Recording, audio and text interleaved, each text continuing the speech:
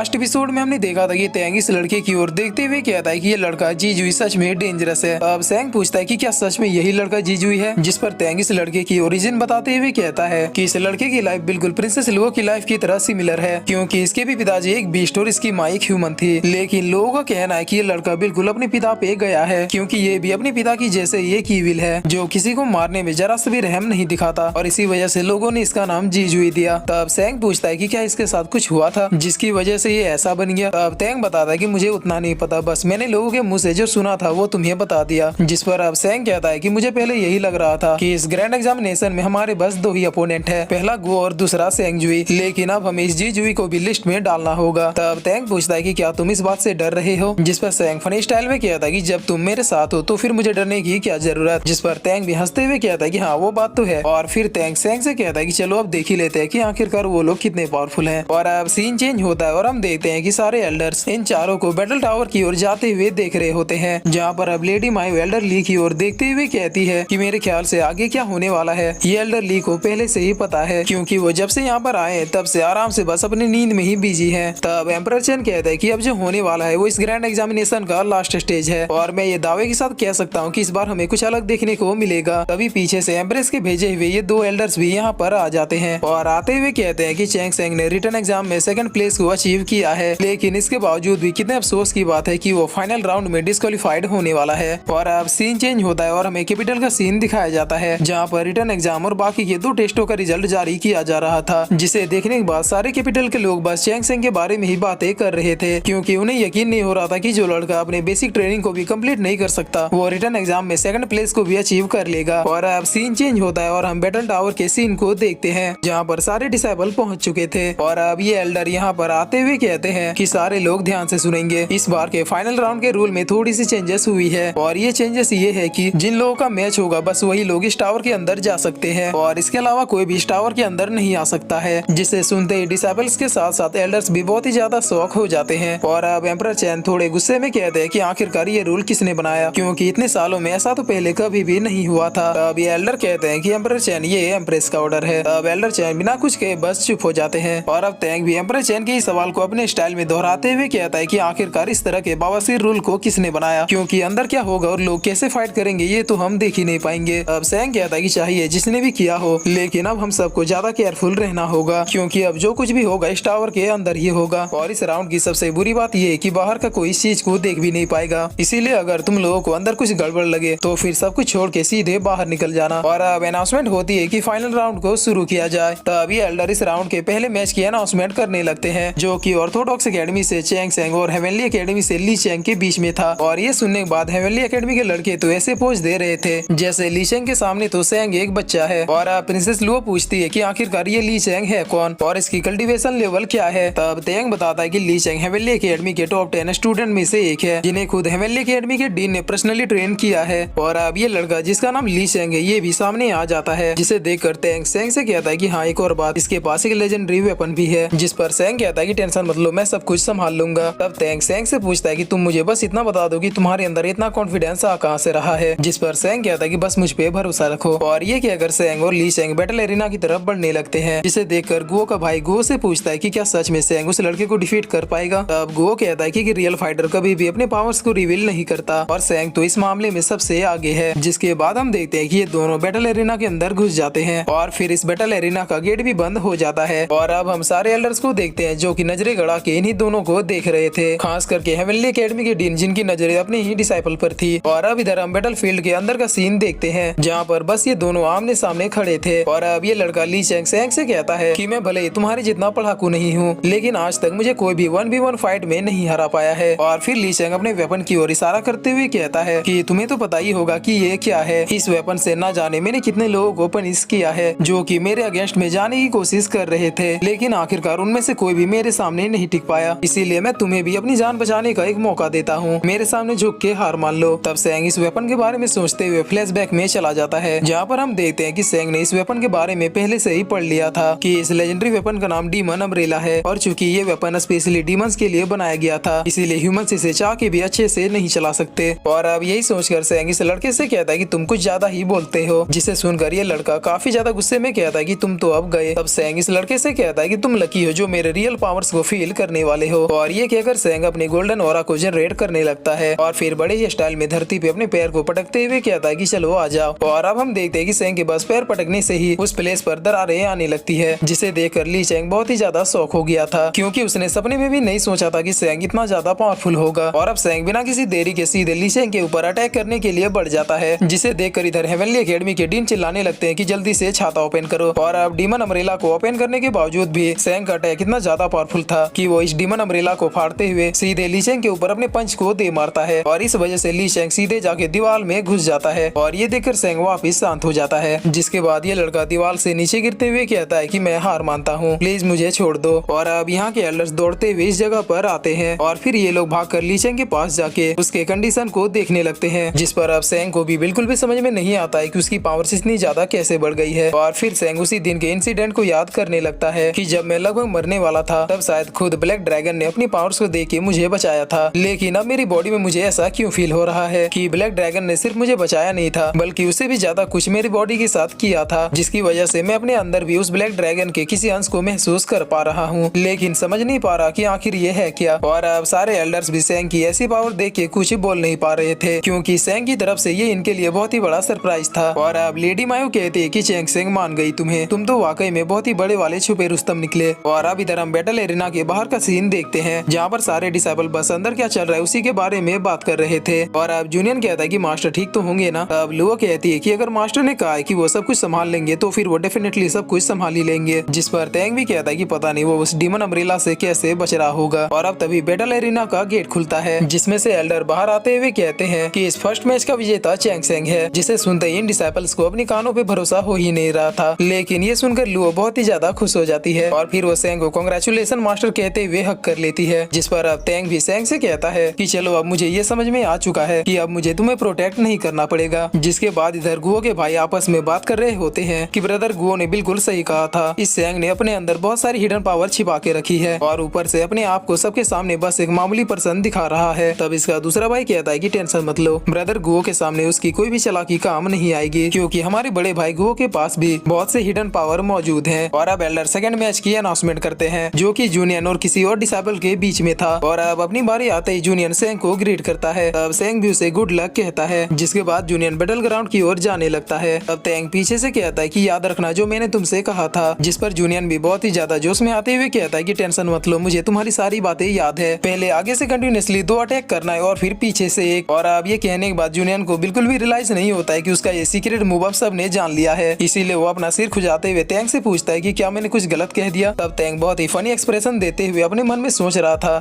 हक दिया, हक दिया। जिस पर अब जूनियन भी हंसते हुए कहता है कि सॉरी। जिसके बाद जूनियन और ये डिसाइबल दोनों बैटल ग्राउंड के अंदर जाने लगते हैं